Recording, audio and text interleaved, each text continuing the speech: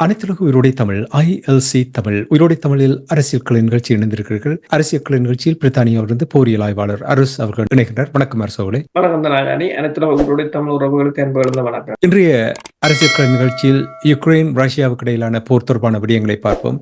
முதலில் நினைக்கிற 5 வாரங்களுக்கு முன்னதாக யுக்ரைன் அதிரடி தாக்குதலை மேற்கொண்டு கர்க்ஸ் என்ற அந்த பகுதியை கைப்பற்றினார்கள். 30 கிலோமீட்டர் உள்ள அந்த பகுதியை கைப்பற்றினார்கள். இந்த போரில் ஒரு மாற்றம் பெறப்போகின்ற என்றெல்லாம் சர்வதேச ஊடகங்கள் பெருசாக பறை தட்டினார்கள். இப்பொழுது வருகின்ற செய்திகளை பார்க்கும் பொழுது அந்த பகுதியில் மாற்றங்கள் வந்திருப்பதாக கூறப்படுகின்றது. என்ன விதமான மாற்றம் என்று கூற வேண்டும்? கர்க்ஸ் பகுதியை கைப்பிடித்த யுக்ரைனியர்கள் தொடர்ந்து மேலே சென்று கொண்டிருக்கிறார்களா அல்லது பின்வாங்க வேண்டிய நிலைமையா எவ்வாறு இருக்கிறது? ரஷ்யா அது தொடர்பாக பெருசாக அலட்டிக் கொள்ளவில்லை. அவர்கள் முதலில் செய்தது என்று சொன்னால் மேலதிக முன்னேற்றம் ஏற்படாதவாறு தடுத்தார்கள். தடுத்த பிற்பாடு அவர்கள் டொன்பாஸ் பகுதியில தாங்கள் கைப்பற்ற வேண்டிய இடங்களை நோக்கி நகர்ந்தார்களே, அங்கு படைகளை இங்கிருக்கிற படைகளை அங்கு திருப்பி எடுக்கவில்லை. மெல்ல மெல்லத்தான் என்னென்னு சொன்னால் ஒரு போர் என்பது இழுத்து விட்டால், அந்த போன்ற நாட்கள் இழுத்தால் எதிரிக்கு அது ஒரு புது களமுனை. எங்கள் நாடு இல்லை, அது இன்னொரு நாடு. அப்ப சப்ளை லைனாக இருக்கலாம், மற்றது வான் மேலாதிக்கமும் ரஷ்யாவிடம் இருக்கும் போது அந்த சப்ளை லைன் எல்லாம் உக்ரைன் அதை மெயின்டைன் பண்றதே மிக மிக கடினம். அப்ப இப்ப கிடைக்கிற தகவல்கள் அடிப்படையில பல பகுதிகளை அவர்கள் மெல்ல மெல்ல ரஷ்யா கைப்பற்றி கொண்டு வந்து விட்டது. இவர்கள் ஒரு டிஃபென்சிவ் மற்றும் அதாவது தற்காப்பு நிலைக்குத்தான் மாறி இருக்கிறார்கள். சில இடங்களில் அதாவது உக்ரைன் எல்லையின் 2 கிலோமீட்டர் வரையும் ரஷ்ய படையினர் கைப்பற்றி இருப்பதாக கூறும். அப்ப இதுல ஒன்று சொல்கிறார்கள் என்னென்று சொன்னால், அதாவது இந்த பின்னிருக்கை படையினர் இப்ப இஸ்ரேலை மன்னிக்கவும் உக்ரைனை பொறுத்தவரையில் இந்த தாக்குதலுக்கு தனது பின்னிருக்கை படையின் ரிசர்வ் படையினரை தான் பயன்படுத்தி இருந்தது. அது முற்றுமுழுதான அழிவை சந்திக்கிற ஒரு நிலையில் அங்கு காணப்படுது. இப்ப அது முற்றுமுழுதான ஒரு அழிவை சந்திக்குமாக இருந்தால் உக்ரைனால் இனி தாக்கு பிடிக்க முடியாது என்ற பேச்சுக்களும் எழுந்திருக்கு. என்றால் பாரிய அழிவு அங்கு நடைபெற்றுக் கொண்டிருக்கிறது, ஒன்றும் வெளியில் தெரிவதில்லை. இப்போதுதான் தெரிகின்றது. என்று சொன்னால் ரஷ்யா அதற்குரிய தகவல்களை வெளியிட்டுக் கொண்டுதான் இருக்கின்றது. ஆனால் இப்ப ரஷ்யா டுடே எல்லாம் பேன் பண்ணி இருக்கிறார்கள். அப்ப அங்கிருக்கிற தகவல்களை வெளியில் தர முடியாது. அதே போலதான் டெலிகிராம்.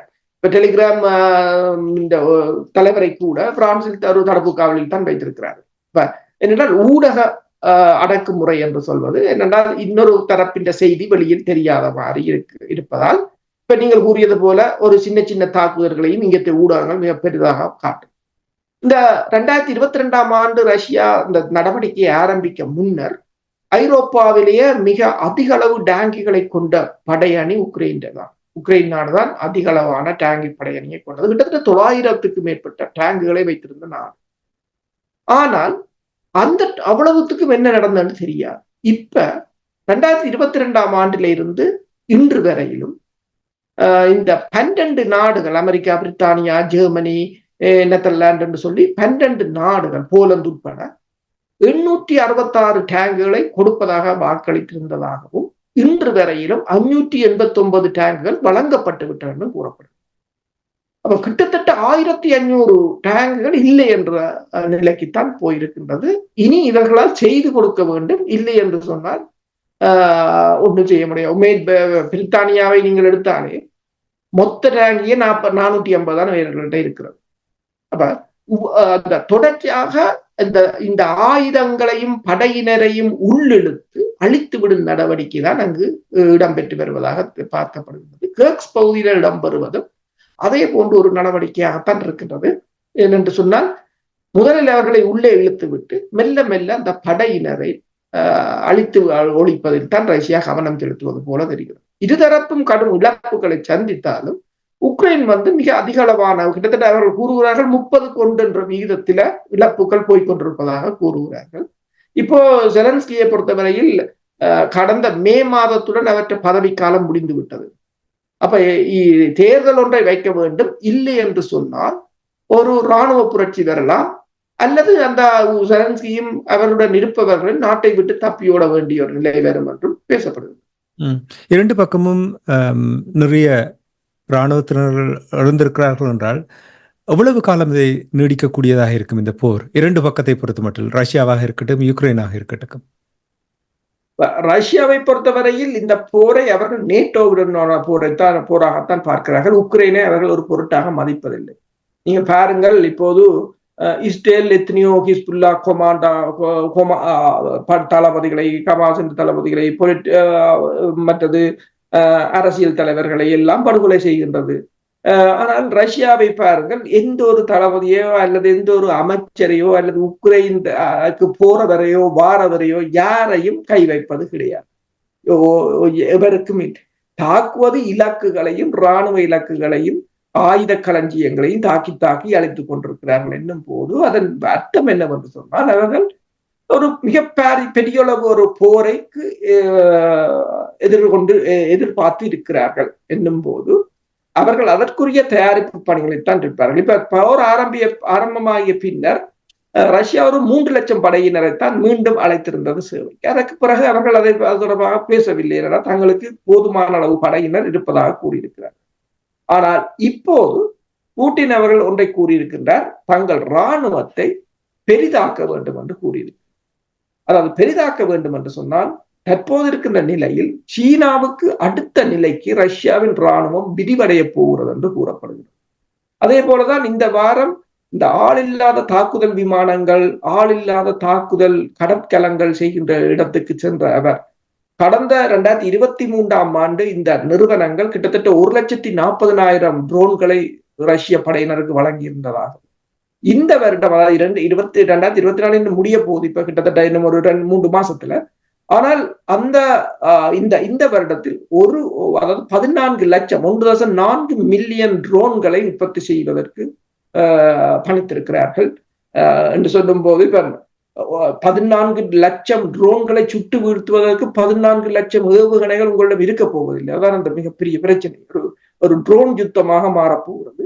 ஆனால் அவ்வளவு ட்ரோன்களை அவர்கள் தயாரிக்க சொல்லுனது மேற்குலக ஊடகவியலாளர்கள், படைத்துறை ஆய்வாளர்கள் ஒன்றை கூறுகிறார்கள் என்றால், உக்ரைன் தொடர்ச்சியாக வீழ்ச்சி அடைந்து கொண்டு வருகின்றது.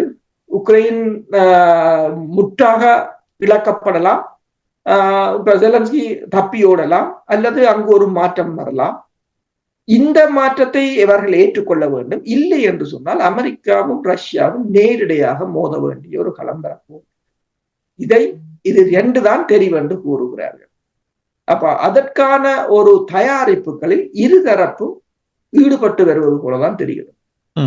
கடந்த வாரம் உரையாடும் பொழுது நீங்கள் கூறினீர்கள், பிரித்தானியோட பிரதமர் கியர் ஸ்டார்மர் அவர்களும் அமெரிக்காவுடைய அதிபர் ஜோ பைடன் அவர்களும் ஒரு கூட்டத்தில் கலந்திருந்தார்கள்.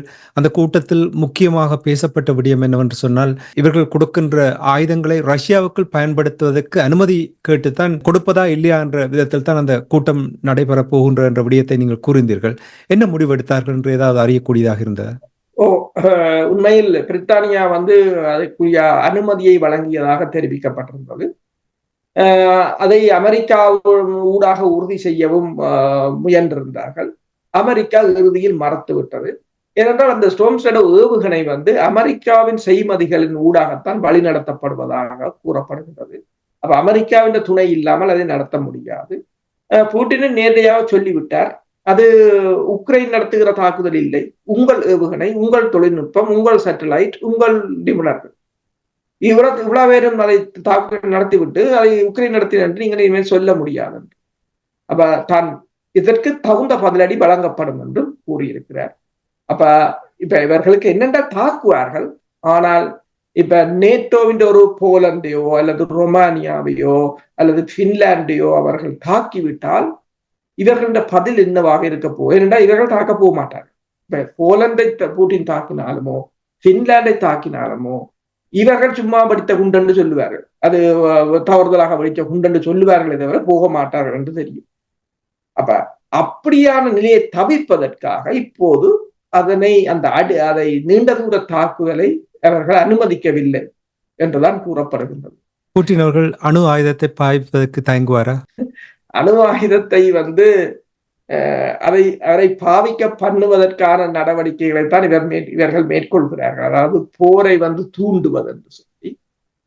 ஆனால் அவர்கள் தங்களிடம் இப்போது அதற்கு பயன்படுத்த தேவையில்லை என்று சொன்னால் தங்களால் சாதாரண ஆயுதங்களாலேயே சமாளிக்க முடியும் என்று. இப்ப உதாரணம் பார்த்தீங்கன்னு சொன்னால் S-400 கூட அவங்க பயன்படுத்தவில்லை. ஒருக்கா 2 தரம் சுட்டு, அதாவது பரீட்சித்து பார்த்தவங்க என்னன்னு சொன்னால், இந்த ரஷ்யாவில இருந்து கிவ்வுக்கு மேல அந்த தொலைவில் வச்சு விமானத்தை சுட்டு வீழ்த்துறதுக்கு அதை டெஸ்ட் பண்ணிப்பது. ஏன்னா எந்த ஆயுதமும் நீங்கள் செய்து பரீட்சிப்பது ஒரு புறம் இருக்க, களமுனையில் பரீட்சிப்பது என்பது வேறு.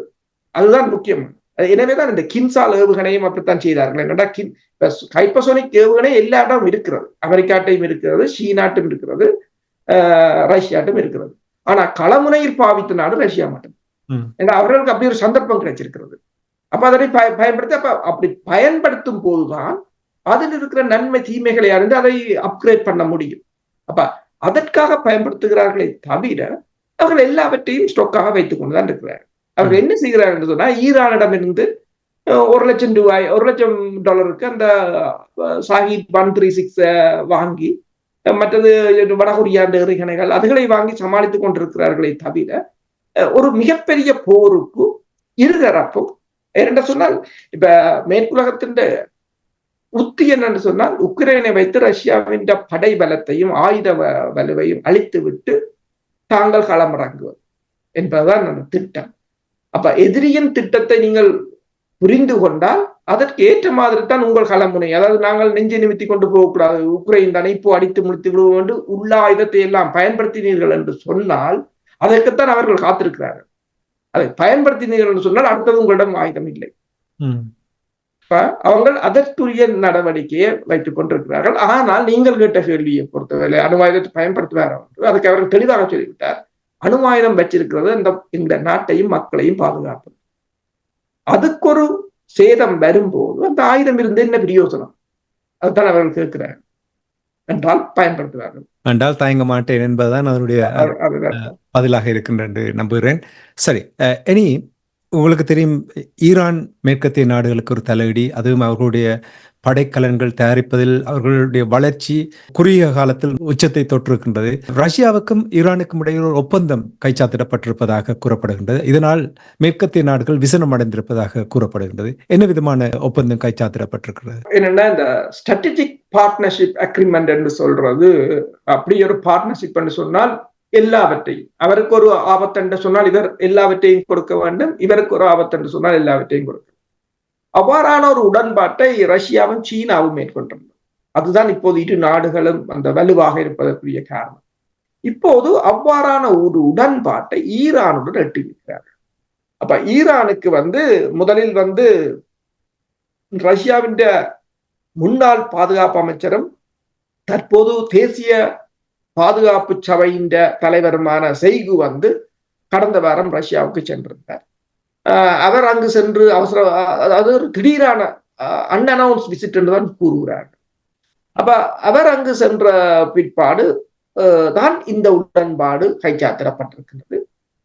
அதற்கு புட்டின் சம்மதம் தெரிவித்திருக்கின்றார் என்னும் போது இனி ஈரானை, இப்ப சிரியாவை இவர்கள் எவ்வாறு ரஷ்யா பாதுகாத்ததோ அதே போல இனி ஈரானை தாக்க முடியாது என்று சொன்னால் ரஷ்யா தன்னிடம் உள்ள நவீன ஆயுதங்களை கொடுக்கும். ரஷ்யா ஏற்கனவே கூறியும் விட்டது, நீங்கள் உக்ரைனுக்கு உளவகத்தை கொடுக்கிறீர்கள் என்றால் நாங்களும் உங்கள் எதிரிகளுக்கு எல்லா ஆயுதங்களையும் வழங்குவோம் என்ற ஒரு ரெட் லைனை ரஷ்யாவும் போட்டு விட்டது. அதுதான் இவர்களால் அந்த பெரிதளவில் தாக்க முடியாது இருப்பதற்குரிய காரணமும் அதுவாகத்தான் இருக்கு. அந்த செய்கு போன பிற்பாடு Tu-154M என்ற துருப்பு காவி ரஷ்யா என்ற இராணுவ விமானம் ஈரானில் தரையிறங்கியதாக கூறப்பட்டது. ஏனென்றால் ஈரானுக்கு Su-35 ரக விமானங்களையும் S-400 ஏவுகணைகளையும் கொடுப்பதற்கு ரஷ்யா இணங்கி இருப்பதாக கூறப்படுகிறது. S-400 கிடைக்காவிட்டாலும் முதலில் Su-35 விமானங்கள் வரப்போவதாக கூறுகிறார்கள். ஏனென்றால் அது இடைமறித்து தாக்குகிற விமானங்கள். அப்ப அந்த விமானங்கள் வருமாக இருந்தால் இவர்களால் இனிமேல் இஸ்ரேலினால் ஈரானின் வான்பரப்புக்கு சென்று தாக்குதலை நடத்த முடியாது என்ற ஒரு சிக்கல் வரப்போகின்றது. அப்ப இப்ப இது இந்த ஸ்ட்ராட்டஜிக் பார்ட்னர்ஷிப் அக்ரிமெண்ட் ரஷ்யாவுக்கு இன்னொரு பலமான ஒரு நண்பனை இணைத்திருக்கின்றது. அதுதான் அதுல ஒரு முக்கியமானது. இது ஈரானுக்கு மிகப்பெரிய ஒரு பாதுகாப்பாக இருக்கும். ஆனால் இப்ப பிரிக்ஸ் அமைப்புகளோட மாநாடு நடைபெற்றது. அதில் ஈரான் தெளிவாக பல தடவை இப்போது கூறியிருக்கிறது என்னென்று சொன்னால், இனி பிரிக்ஸ் இப்ப G7 G20 மாதிரி பிரிக்ஸ் ஆத்திரமான நடவடிக்கைகளை எடுக்க வேண்டும். என்னென்றால் மேற்குலகம் தடைகளை கொண்டு வந்தால் அதற்கு நீங்கள் என்ன எதிர்வினை ஆற்றப் போகிறீர்கள் என்பதை இனி வரும் காலத்தில் செய்ய வேண்டும் என்று விடாப்பிடியாக இருக்கின்றது. நிறைவாக உங்களுக்கு தெரியும், யுக்ரைன் அமெரிக்காவுக்காக போராடுகிறது. அமெரிக்காவுடைய ப்ராக்சி என்று தான் சொல்லுவார்கள். அமெரிக்காவுக்காக யுக்ரைன் போராடுகின்ற என்று. அதே போல் ஜோர்ஜியாவையும் ரஷ்யாவுக்கு எதிராக போராட வேண்டும் என்று அழுத்தம் கொடுப்பதாக பேசப்படுகிறது. இதுல எவ்வளவு உண்மை இருக்கிறது? உண்மைதான். ஜோர்ஜியாவும் ரஷ்யாவுக்கு எதிராக தூண்டிவிடப்பட்ட நாடு. 2008ஆம் ஆண்டு அந்த போர் இடம்பெற்றிருந்தது. ரஷ்ய படையினர் இதே உக்ரைனுக்கு நுழைந்தது போலதான் அங்கு நுழைந்திருந்தார். நினைக்கிறேன் ஜோர்ஜ் புஷ்ஷுடன் இடம்பெற்ற சந்திப்பின் பின்னர் ஜோர்ஜியா நாட்டு தலைவர்கள் இப்போது செலன்ஸ்கியை போல தவறாக வழிநடத்தப்பட்டு ஒரு போரை தூண்டி அந்த போரில் ரஷ்யா தான் வெற்றி பெற்றிருந்தது, ஜோர்ஜியா தோல்வி அடைந்திருந்தது.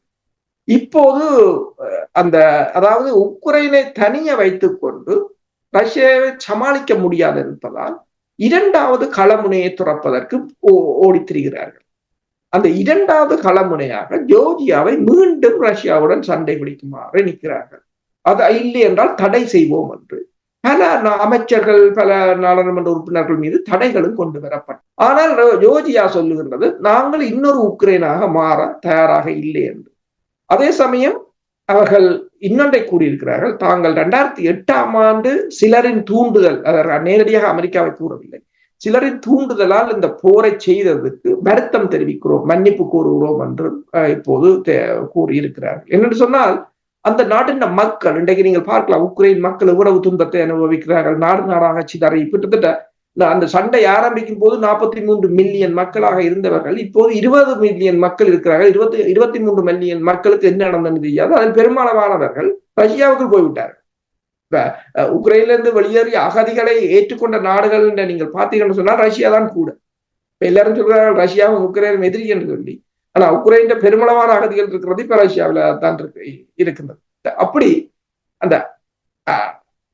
அந்த அரசியல் தலைவர்களை பொறுத்த, இப்ப ஜோர்ஜியா தலைவர்களை பொறுத்தவரையில் இப்போது இருப்பவர்கள் தங்கள் நாட்டையும் தங்கள் மக்களையும் இப்படி போரை தூண்டுபவர்களுக்கு நிபந்தனைகளுக்கு இணங்கி ஒரு மிகப்பெரிய ஒரு தவறை செய்ய விரும்பவில்லை என்றுதான் தெரிகிறது. ஆனால் ஜோர்ஜியாவுக்கு இப்ப பாராளுமன்ற தேர்தல் வரப்போகின்றது.